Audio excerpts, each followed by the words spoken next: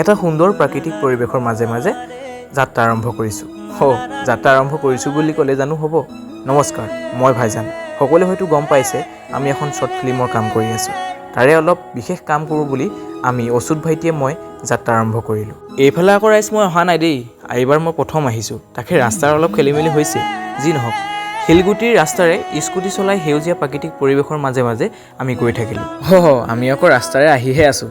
আপোনালোকক কোৱাই হোৱা নাই নহয় আমি ক'লৈ আহিছোঁ।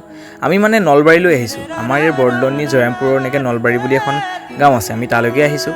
আৰু যিহেতু প্ৰথম আহিছোঁ, ইমান চিনি নাপাওঁ। এই ভণ্টি এগৰাকীকে ৰাস্তাত লগ পালোঁ। তাকে ভণ্টিকে সুধিলোঁ যে ভণ্টি নলবাৰীলৈ আৰু কিমান দূৰ? ভণ্টিয়েও সুন্দৰকৈ ক'লে যে আৰু 1 কিলোমিটাৰমান আছে। তেখেতকো আমি ধন্যবাদ এটা জনাই আমিও যাত্ৰা আৰম্ভ কৰিলোঁ। ৰাইজ নক'ব আৰু, অসম চৰকাৰৰ উন্নয়ন কৰিছোঁ বুলি ডিঙিৰ শিৰ ফুলাই ভাষণ দিয়া নেতাসকলৰ চকুত নপৰা উন্নয়নৰ নামত কলংক সনা এখন বাঁহৰ দলং পাৰ হৈ অলপ দূৰ যাত্ৰা আৰম্ভ কৰিলোঁ। তাৰ পাছতে আমি লগ পালোঁ আমাৰ ৰাতুল ভাইটিক।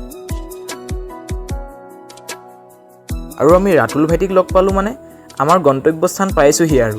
ৰাতুল ভাইটিও কিন্তু অন ডিউটিতে আছে ৰাইজ। তেওঁলোকৰ গাঁৱৰে হেনো কোনোবা এজনৰ স্কুটিখন বেয়া হ'ল, তাকে গেৰেজলৈ বুলি লৈ গৈছে। বাৰু এতিয়াৰ পৰা আৰু আমাৰ চিন্তা নাই। এতিয়াৰ আমাৰ ৰাস্তাৰ গাইড কৰিব আমাৰ ৰাতুল ভাইটিয়ে।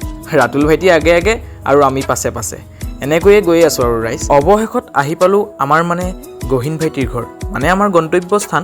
আৰু ইয়াতে যি কাম কৰিবলগীয়া আছে আমি ইয়াতে কৰিম। বাৰু যি নহওক, প্ৰথমে আনি দিলে লাল চাহ, নিমকি, ভুজিয়া আৰু বুনিয়া। চাহ টুপি খোৱাৰ পাছতে ৰাতুলে আনিলে চিঙৰা। তাকে আমি গোটেইকেইটাই চাটনিৰ লগত লগাই ভাল খালোঁ দেই ৰাইজ। আৰু ইয়াৰ পাছতে গহীন ভাইটিৰ মাৰ হাতৰ পৰশত পাণ পাই উঠা এসাঁজ সুন্দৰ ভাত আমি খুজি পেট ভৰাই খালোঁ। আৰু আজি আমাৰ কাম নহ'লেই, খোৱাহে হ'ল আৰু ৰাইজ দেই। কি ক'ব আৰু, এনেকৈয়ে আৰু। লগতে আপোনালোকৰ মাজৰ পৰাও আজিলৈ বিদায় মাগিছোঁ। ধন্যবাদ।